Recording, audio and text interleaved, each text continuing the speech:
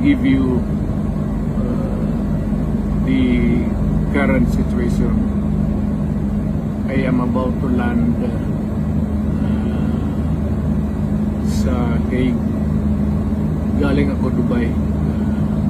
Stopover for it's a long haul, it's a long flight. Okay ako. Do not worry. And I think this is something to do with the